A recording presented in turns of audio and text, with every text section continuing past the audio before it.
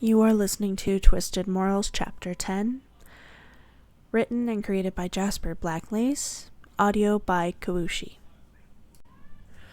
Sage's POV. It took me a moment to realize I wasn't hallucinating the boys before I heard Clem drop her weapon and kneel at the foot of the stairs. She waved to them gently, and the older one walked down towards her, just out of her reach. "Be careful, Clementine. They could have been bitten." As if ignoring me, she reached her hand out to the boy, and he took her hand gently. She stood, towering over the boy, and looked down at him. "What's your name, kiddo?" she asked in a sweet and somber voice, before the boy looked back up at her with tears in his eyes. I'm Nick, and my little brother is named Michael. We were playing by the water when we saw something attack our mommy, and we've been hiding ever since." He let go of Clem's hand and turned to his brother, who was holding his teddy so tight it made my heart clench. "Come here, sweetie." Clem called to the other boy to come down, and he slowly walked down the steps towards her. Once he reached the step, he began to cry. She scooped the little one up into her arms and held him close. She pulled the other one to her hips and brushed her hand down his hair as he also began to cry. "You're not alone anymore. Kiddos, you've got us now." I didn't want to fight that statement. It felt selfish.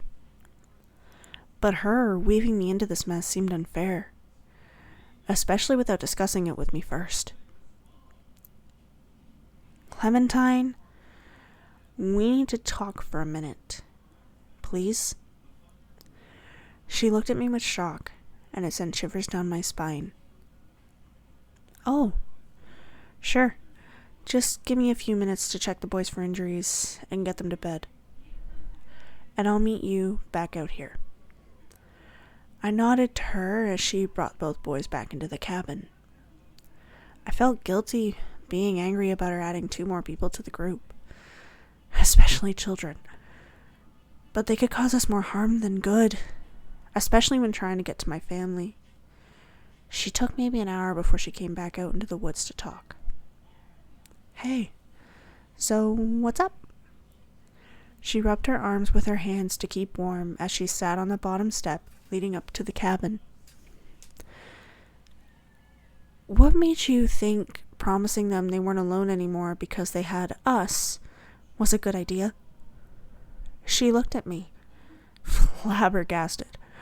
Her eyes darkened with anger.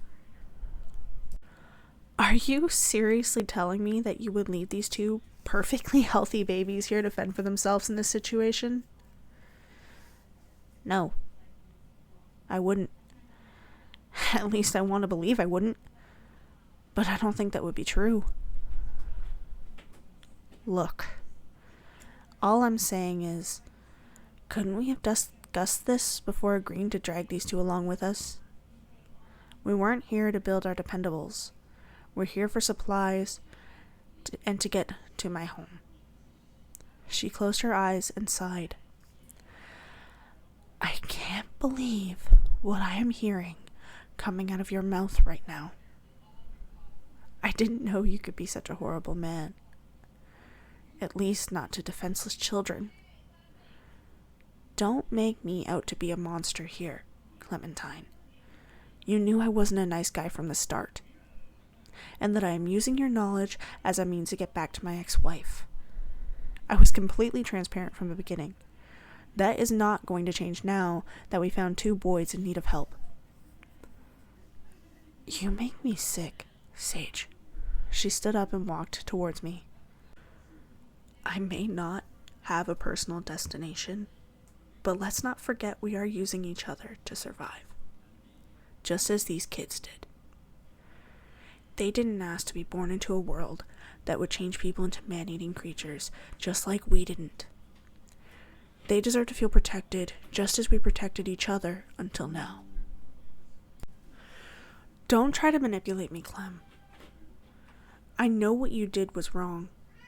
You should have spoke to me first. I don't need another responsibility on top of you when I can hardly protect myself. The expression on her face turned into pain, and she looked away from me.